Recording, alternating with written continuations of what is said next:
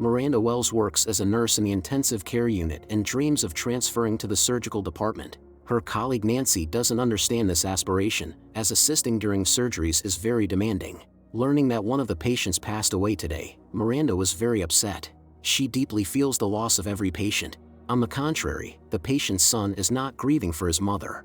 The nurses found this strange, as the young man had been taking care of her for the past few months. Soon Miranda is going on a date for the first time in a long while. Of course Nancy wants to know the details. Miranda promised to tell everything later. After work, Miranda stopped by the dry cleaners for her dress. She had to sign the receipt, but her pen stopped writing. The thing is, Miranda psychologically cannot use someone else's pen. But this time she had to overcome herself. Later, Miranda visited her father. His aggressive dog ruined her new dress. Father and daughter went to a cafe for a snack. Miranda is planning to buy a new house, and the father wants to make sure that the realtor won't deceive her. When Miranda went to the restroom, a waitress she knew rushed in and said that someone was feeling unwell. As a nurse, Miranda ran to help and bumped into a guy on the way. Maintaining composure, Miranda saved the life of a man who couldn't breathe. After looking around the new house, Miranda was pleased. In the old house in her free time, she pursues her hobby, baking cakes. At a party with friends, Miranda brought a cake she had made herself. Everyone was delighted.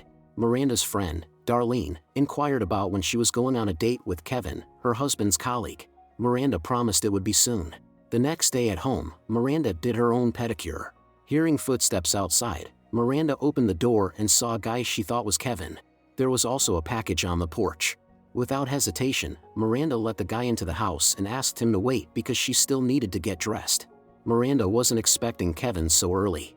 Seeing many boxes, the guy realized that Miranda was preparing to move. Miranda quickly cleaned herself up and came downstairs. Before leaving with Kevin, she wanted to open the package she had been waiting for so long. It was a set of pens. Kevin picked up one of it. She asked the guy to leave since he was supposed to come later anyway. Kevin didn't want to leave, but Miranda insisted. However, instead of leaving, the guy locked the door. Frightened, Miranda threatened to call the police, but it didn't stop him. Despite Miranda's attempts to break free, he committed unacceptable actions against her. After that, the guy fled. Soon the real Kevin came to Miranda's house with a bouquet of flowers, while that guy tried to escape. Seeing injured Miranda, Kevin immediately called the police. When the guy heard the sirens of the police cars, he got nervous and continued to run. Kevin told the officers that he had never been on a blind date before. He just hopes that Miranda will survive. She was indeed in critical condition. An expert documented all the bruises on her, and a doctor examined her. When the police officer asked Miranda if she knew the guy who did this, Miranda remembered seeing him at the cafe the day before. William Finn went to work. Today he had a day off, but the guy was hoping that his boss would pay him in advance earlier. However, William was already awaited by the police. Mitchell doesn't leave Miranda's bedside in the ward. Soon, a detective came to talk to the victim. Meanwhile, William was taken to the police station and had his fingerprints taken. The next day, the father came to Miranda's house, where this terrible crime took place. Mitchell was barely holding back his emotions.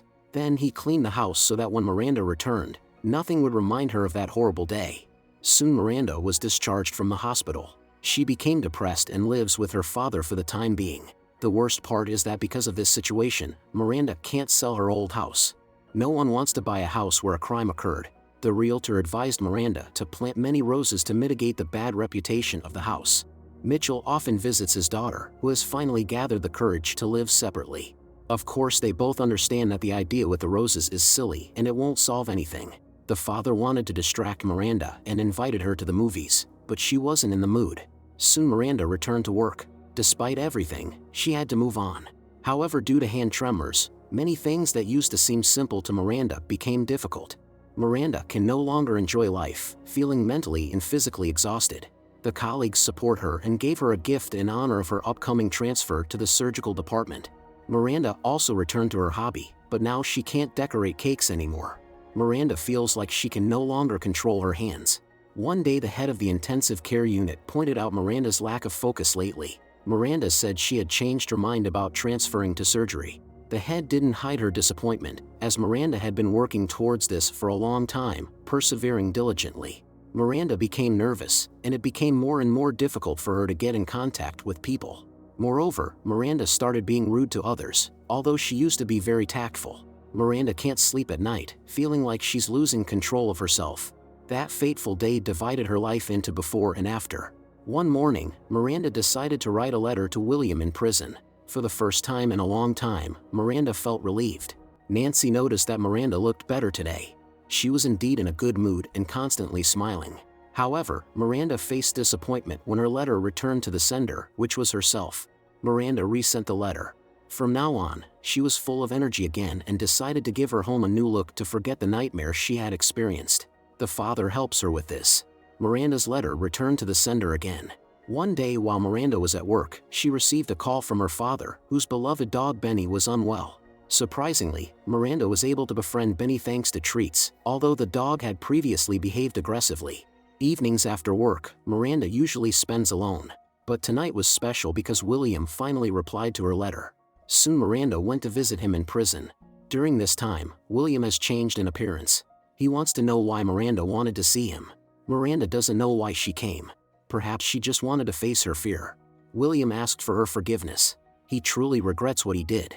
Out of the blue, Miranda asked William if he was being fed well here. This question made William confused. After this meeting, Miranda had conflicting feelings, though it was more of a positive experience. Miranda fully earned Benny's trust, which surprised her father greatly. Soon after receiving William's letter, Miranda visited him again in prison. They had a pleasant conversation and flirted with each other. When Miranda asked William what he was good at, William replied that since childhood he loved fixing things. He thought it was somewhat similar to what Miranda does in the hospital. Miranda often looks after Benny when her father is at work. Benny is an old dog, and Mitchell worries a lot about his pet. This time Miranda prepared carefully for the date with William, but to her disappointment, the prison guard said that Mr. Finn wouldn't be able to come today. When William's cellmate, Randy, started speaking disrespectfully about Miranda, it pissed William off. Of course Randy doesn't know that Miranda is the woman because of whom William ended up in prison.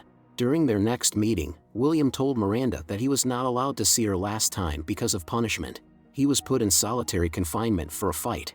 If at first Miranda was outraged that she lost almost 2 hours of travel time because of William, now it seemed she was filled with pity.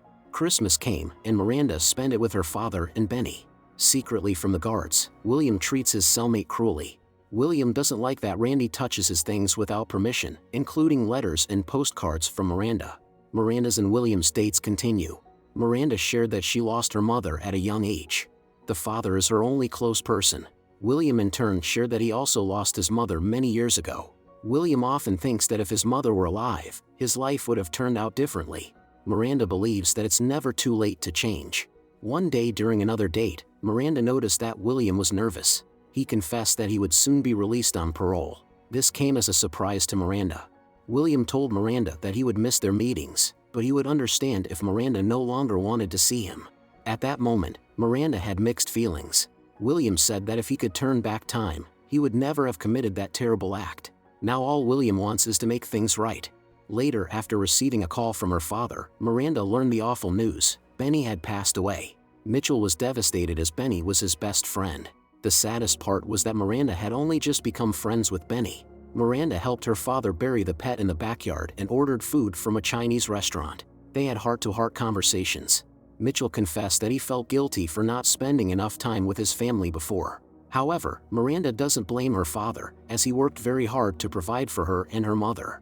William is getting ready to be released. Randy, who fears William, is eagerly awaiting this moment. Vacation is coming soon, but unlike her colleagues, Miranda doesn't want to go on a trip. Instead, she plans to finish renovations in her home. A courier delivered flowers to Miranda at work. When the intrigued colleagues asked who sent the bouquet, Miranda lied that it was from her father. In reality, the flowers were from William. They continue to communicate over the phone, but since then they haven't met in person. Miranda isn't sure if she's ready for that. Also, she doesn't want anyone to find out about her and William. However, William couldn't wait any longer and one day came to Miranda's house. She was confused but tried not to show it. William said he just wanted to make things right. Since then he started helping Miranda with the renovations of her house.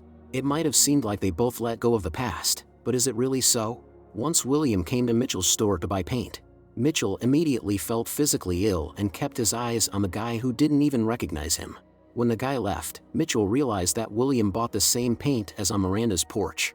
Mitchell immediately went to his daughter and demanded explanations. Miranda stated that she wants to give William a chance for redemption. She doesn't want to waste her life on hatred and intends to move forward. Mitchell refused to understand and accept this.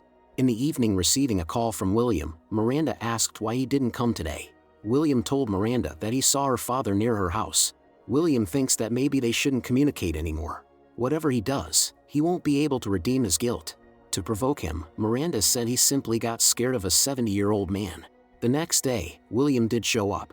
Before William started on the renovations, Miranda offered him lemonade. After a few minutes, the guy felt sick and asked for permission to use the bathroom. Miranda allowed him into the house. Almost immediately he passed out, only to wake up some time later on some bed. Miranda was by William's side, creating an appearance of caring for him. She was wearing the same dress she had planned to wear on the date with Kevin on that fateful day. William didn't immediately feel he was immobilized. It was at that moment that he realized Miranda had purposely set this whole thing up for revenge. Miranda said she had spiked his lemonade with antifreeze, just like she had recently done with her father's pet Benny. William begged Miranda to spare him, saying she was a nurse and should be saving lives, not the other way around. But Miranda had different plans. Today William was her special patient. After some time, William woke up from anesthesia. Miranda kindly offered him some water. Suddenly the doorbell rang.